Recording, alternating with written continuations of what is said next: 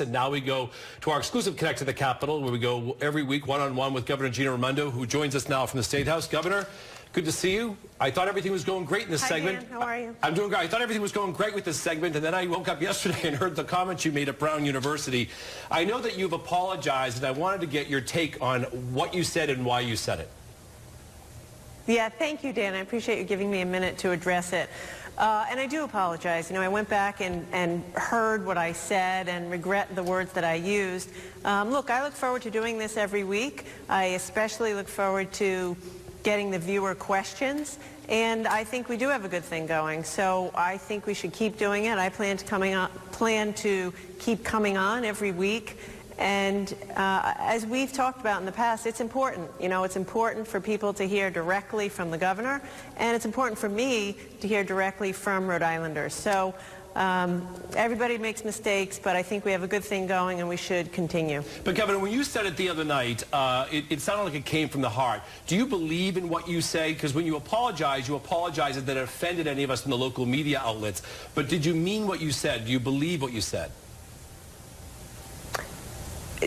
Did I mean, sorry, Dan, say it again? It's okay. Did you mean what you said about that you felt like this terminology one-on-one that we've used all along, that you felt that it was a fight motif, and felt that broadcast news is kind of like talk radio now? Those are your words. I'm just wondering, is that what you meant to say? Do you believe in it?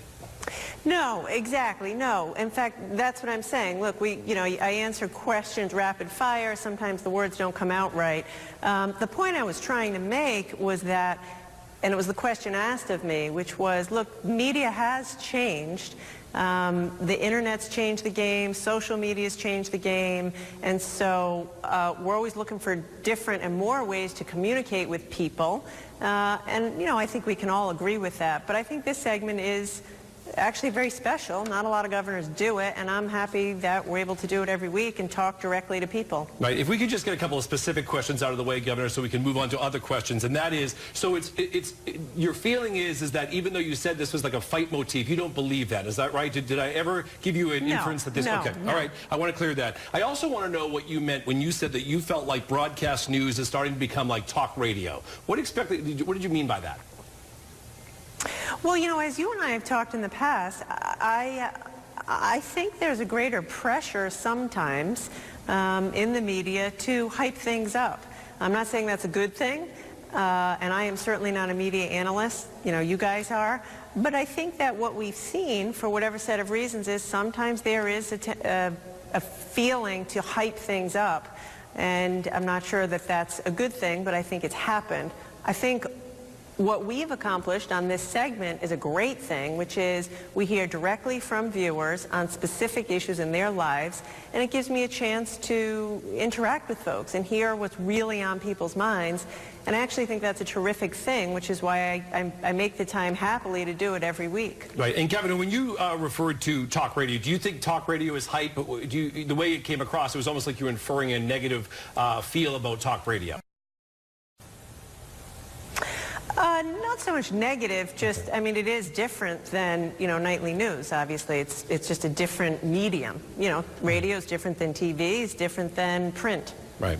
And I've said to you, Governor, I said to you today, and I'll say it to anybody, that this segment was not a gotcha segment. It's not a screaming match. I ask you questions, you answer them, I follow up when I have the time, and we hold you accountable like any journalist in this area does. I wanted to get to your comments about the Providence Journal. You had said that you can't rely on the Providence Journal. It's a shadow of what it used to be with only 16 reporters, and we all know the newspaper landscape has changed.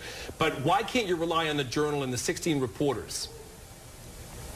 Actually, if I said you can't rely on them, I don't believe that's what I said, and I certainly don't mean that. They do a terrific job with smaller staff than they used to have. Again, the point I was making is, once upon a time, everybody went to the newspaper to get their news. I remember as a kid, my dad would come home from work every day, boom, read the evening bulletin. Now, people go to cable, people go to Facebook, people go to social media. The presence and size of some of the local newspapers has shrunk.